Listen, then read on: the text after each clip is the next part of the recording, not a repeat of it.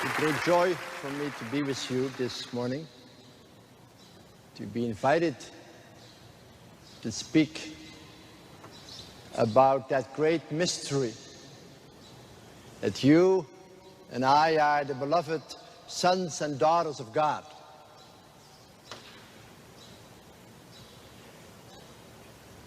When Jesus was baptized, there was this voice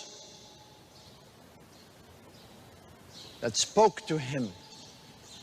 And that voice that said, "You are my beloved. On you my favor rests." And that is the voice that you and I have to hear too. Because Jesus came to let you know that you are as beloved as he is.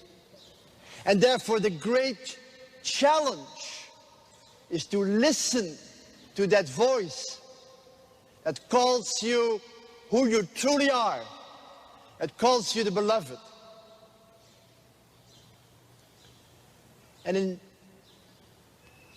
in this service, I would very much like you to be good listeners, to listen to the voice that calls you the beloved. That's what prayer is all about. It might be interesting for you to know this is just a play with words, but the word listening in Latin is audire. That's what that word means. And if you listen with great attention, it's called obaudire. That's where the word obedience comes from. An obedient person is someone who can listen to the voice who calls him the beloved. And if you're deaf, you know, the Latin word for deaf is surdus. And if you're absolutely deaf, you're absurdus. That's where the word absurd comes from. Now the question is, can you move from a life of absurdity to a life of obedience? That is, from a life in which you can hear the voice, but you cannot hear the voice, and you get all distracted, and you lose touch with who you are. You start thinking, I am what I do, I am what other people say about me, I am what I have. All these false voices that makes your life absurd.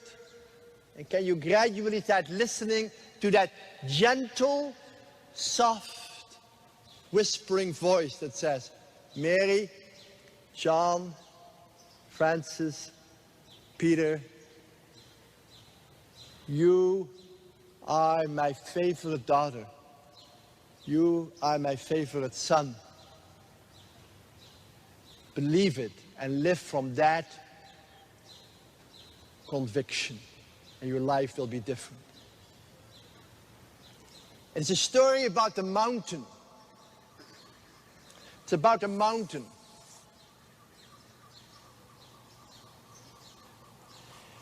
And Jesus went up to the mountain and spent the whole night in communion with God. In communion with God.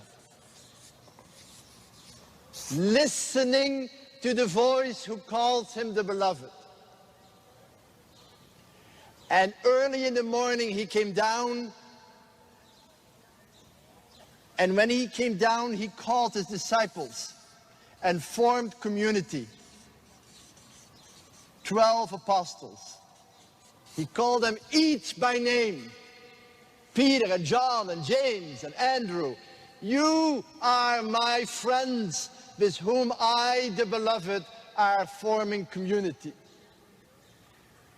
And in the afternoon, he went off with his community on the plains and spoke the words of healing, touched people, and cared for those who are poor. Called ministry.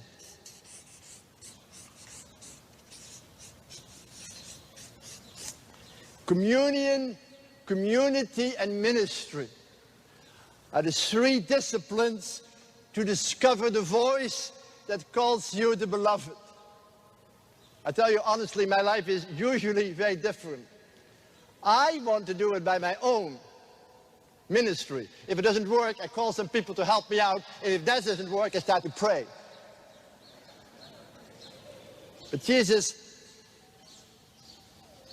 starts to spend the night with God. And what are disciplines? Discipline is the human effort to create some open space where you can hear the voice speaking to you.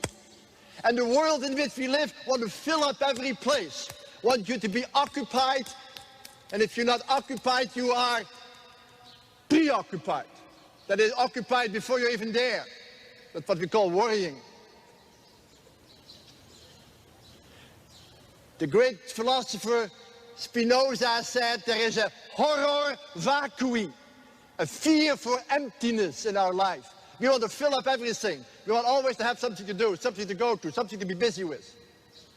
Discipline is to keep some space open, some space empty, so that God can say, Mary, John, don't you know I love you? Why don't you just relax? I can touch you and hug you and be with you. But the first discipline is communion. You know, do you ever spend 10 minutes doing nothing? That's hard. You're not listening to the radio, not watching television, not reading the paper, it's very hard to sit down on your chair and do nothing.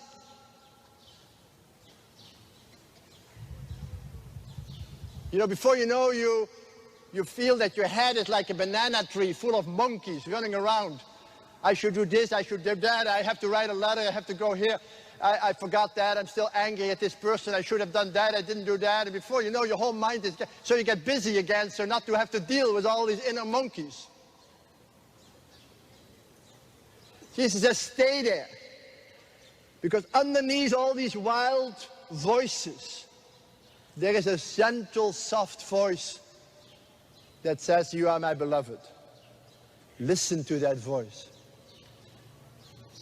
Please try to spend a little of your time every day to listen to the one who so much wants your attention, so you will hear who you truly are.